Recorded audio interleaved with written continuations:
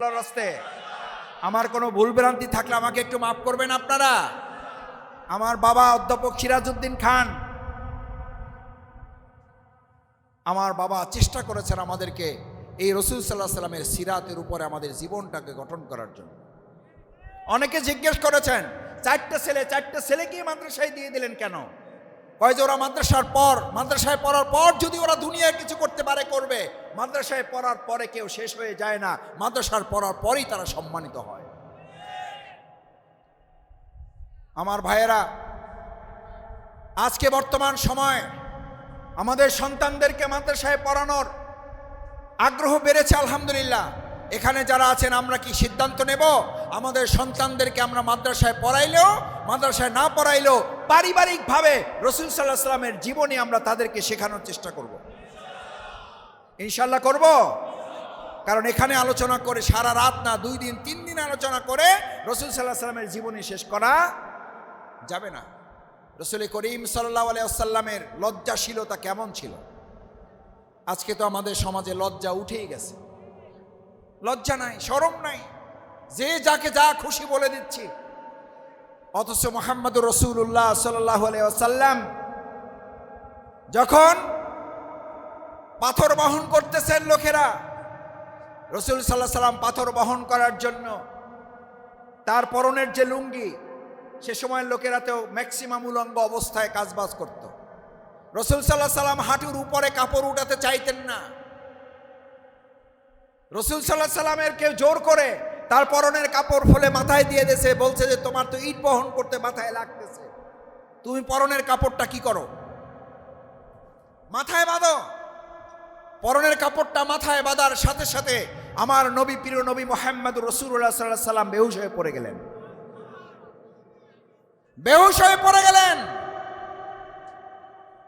Doctor কবিরাজ তৎকালীন সময় যা পাওয়া যায় সব নিয়ে আসা হয়েছে, কেউ মুহাম্মদুর রাসূলুল্লাহ সাল্লাল্লাহু আলাইহি ওয়াসাল্লামের সেন্স ফিরাইতে পারতেছেন না। মহান আল্লাহ সুবহানাহু ওয়া তাআলা মানুষ রূপে জিবরাইল আমিনকে পাঠিয়ে দিলেন, এদেরকে গিয়া বলো গোটা দুনিয়ার চিকিৎসা ব্যবস্থাকে যদি পাটায় বাইচা তাকে খাওয়ানো হয় তাতে তার সেন্স ফিরবে না, তাকে সেন্স ফিরাইতে হলে তার মাথার কাপড় তার পরনে পরাইয়া দাও, তার সেন্স চলে আসবে। আল হায়া শুবাতুম মিনাল ঈমান, লজ্জা থাকতে হবে।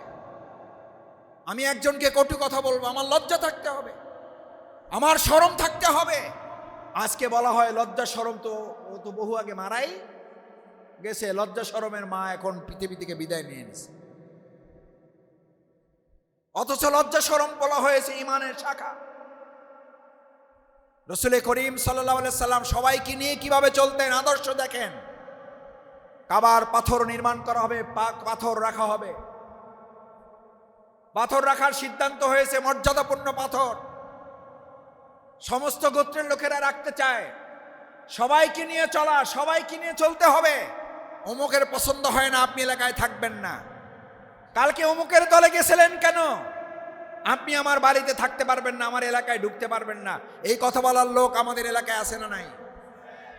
মুহাম্মদুর রাসূলুল্লাহ সাল্লাল্লাহু আলাইহি ওয়াসাল্লামের উম্মাহ যদি হয়ে থাকি, আপনি আপনার মত পছন্দ হইতেও পারে, নাও হইতে পারে, আপনার অমুক দল ভালো লাগতে পারে, নাও লাগতে পারে, আপনার অমুক দলের বক্তব্য পছন্দ হইতেও পারে, নাও হইতে পারে, কিন্তু আপনি ক্ষমতা দেখাবেন, শক্তি প্রয়োগ করবেন, জোর খাটাবেন, প্রভাব বিস্তার করবেন, অন্যায়ভাবে জুলুম করবেন। এই শক্তি প্রয়োগের দিন শেষ হয়ে গেছে, মানুষের ভালোবাসার দিন এখন শুরু হয়ে গেছে।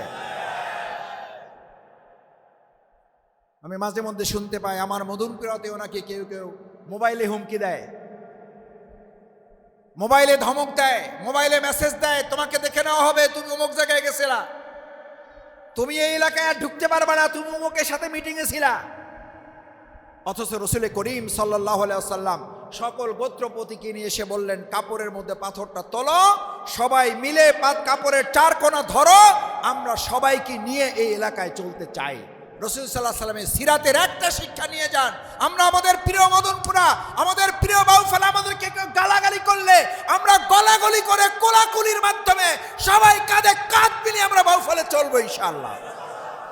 এটা কার সুন্নাহ? এটা কার সিরাত? রাসূলের সিরাত। সবাইকে নিয়ে চলতে হবে। সবাই মিলে বাংলাদেশ, সবাই মিলে বাউফল, সবাই মিলে মদনপুরা, পারবো ইনশাল্লাহ। আপনি ধমক দিচ্ছেন কাকে? আমি কাকে ধমক দিচ্ছি? আপনার মতো এরকম বহু ধমক দেওয়ালা লোক এখন কবরে হাড্ডি গুড্ডিও খুঁজে পাওয়া যাবে না। আপনার মতো এরকম বহু, আমার মতো এরকম বহু ধমক দেওয়ালা লোক বর্ষার মধ্যে মারা গেলে তারপরে হাঁটুর সমান পানির মধ্যে তাকে রেখে দিয়ে আসা হচ্ছে। যদি বেশি অহংকার তৈরি হয় কবরের কাছে যাবেন। বেশি যদি ধমক দিতে ইচ্ছা করে গভীর রাতে কবরের পাশ দিয়ে হাঁটবেন। আমার সম্মানিত এলাকাবাসী, আমার প্রিয় তরুণ এবং যুবকেরা, বেশি ক্ষমতা দেখাইতে যায় না। হযরত লোকমান আলাইহিস সালাম তার সন্তানকে উপদেশ দিতে গিয়ে বলেছিলেন, ওয়ালা তামশি ফিল আরদে মারাহান, এই জমিনে অহংকার ভরে চলো না। তুমি যেই জমিনে অহংকার করে চলো, এই জমিনের উপরে এখন আছো, শ্বাসটা বন্ধ হয়ে গেলে একটু পরেই তোমাকে এই জমিনের নিচে চলে যেতে হবে। তোমার কত বড় স্পর্ধা, তুমি এই জমিনে অহংকার করে চলো। ইমাম গাজালি রাহিমাহুল্লাহ তাই বলতেন, তুমি যখন এক পা মাটির উপরে দেবা, এই মাটি তোমাকে বলে আমার থেকে তোমার জন্ম, এটা মনে রাখো। ডানে শোনা যায়, ডানে শোনা যায় মাটি কি বলে? মাটি কি বলে? আমার থেকে তোমার জন্ম। যখন এক পা আপনি ফেলেন, ওই এক পা তুলে আর এক পা যখন ফেলেন, এই মাটি আপনাকে বলে, আপনি শুনতে পান না, এই মাটি আপনাকে বলে, প্রথমবার বলেছিল এই মাটি মনে রাখো আমার থেকে তোমার জন্ম। এবার আর এক পা যখন ফেলেন, তখন এই মাটি আপনাকে বলে খুব দ্রুত তোমাকে আমার নিচে আসতে হবে। কিসের অহংকার, কিসের দিমাগ? রাসূল করিম সাল্লাল্লাহু আলাইহি সাল্লাম সাহাবীর কবর, সাহাবীর কফিন কবরের মধ্যে রেখেছেন। বলছেন আমার সবচেয়ে ভয় হয় এই কবর যদি তাকে মাফ না করে, আল্লাহ যদি তাকে না মাফ করেন, তাহলে কবরে রাখার পর কবর তাকে এমন চাপ দেবে, ডান পাশ থেকে চাপ দেবে, বাম পাশের হাড় ডান পাশে চলে আসবে, এমন চাপ দেবে ডান পাশের হাড় বাম পাশে চলে যাবে, অথচ এখান থেকে তাকে কেউ রক্ষা করার থাকবে না। সেই মাটিতে আপনি অহংকার করেন,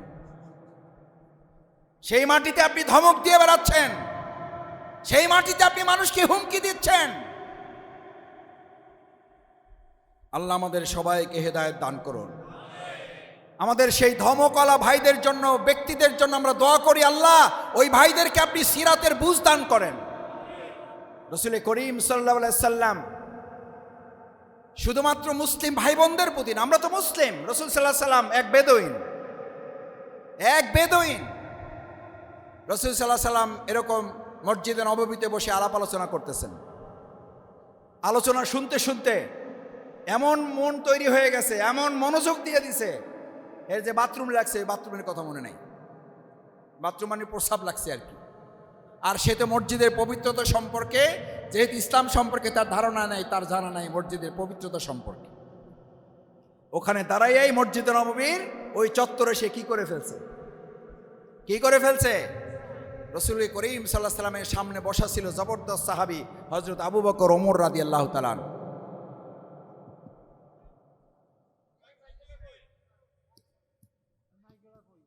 রাসূল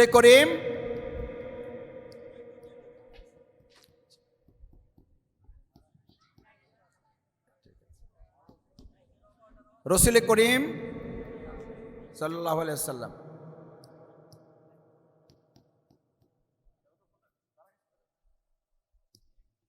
জি, আমরা একটু জিকির করি, লা ইলাহা ইল্লাল্লাহ, লা ইলাহা ইল্লাল্লাহ, লা ইলাহা ইল্লাল্লাহ, লা ইলাহা ইল্লাল্লাহ, লা ইলাহা ইল্লাল্লাহ, লা ইলাহা